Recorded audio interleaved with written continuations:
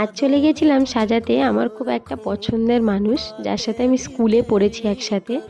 অনেক বছর পরে আবার দেখা হবে, অনেক গল্প আড্ডা অনেক কিছু হবে, তো আমি খুব খুশি। তো সব কিছু করার আগে একবার শুনে নাও ও কেমন লুক চাইছে। তো সঞ্চিতা বল কেমন লুক চাইছ? আমি তো বলেই দিয়েছি তোর ওপরেই সবটা। আমাকে তো সুন্দর লাগে, ব্যাস এইটুকু। এমনি সুন্দর। ঠিক আছে টাটা। তো তোমরা শুনে নিলে ও কেমন লুক চাইছে।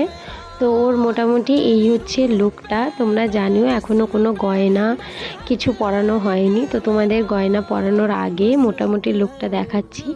জুয়েলারি পরানোর আগে ওকে কেমন লাগছে তোমরা জানিও।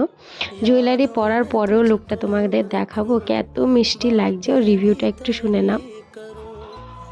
বল সঞ্চিতা, তোর কেমন লেগেছে? পুরো মনের মতো। আমার ছোটবেলার বান্ধবী আমাকে এত সুন্দর সাজিয়ে দিয়েছে। বলিস না, লজ্জা লাগছে। দারুণ, যেমন চেয়েছিলাম তার থেকে অনেক বেশি। তোমরা যারা যারা বুকিং করতেছো একদম চোখ বন্ধ করে বুকিং করে নাও, ঠিক আছে? আল্লাহ হাফিজ। ও তো খুব খুশি হয়েছে। তো তোমরাও জানিও ও কেমন লাগলো লুকটা। তোমরাও যদি এরকম লুক করতে চাও তোমরা অবশ্যই আমাকে কন্ট্যাক্ট করতে পারো। কেমন লাগলো অবশ্যই জানিও।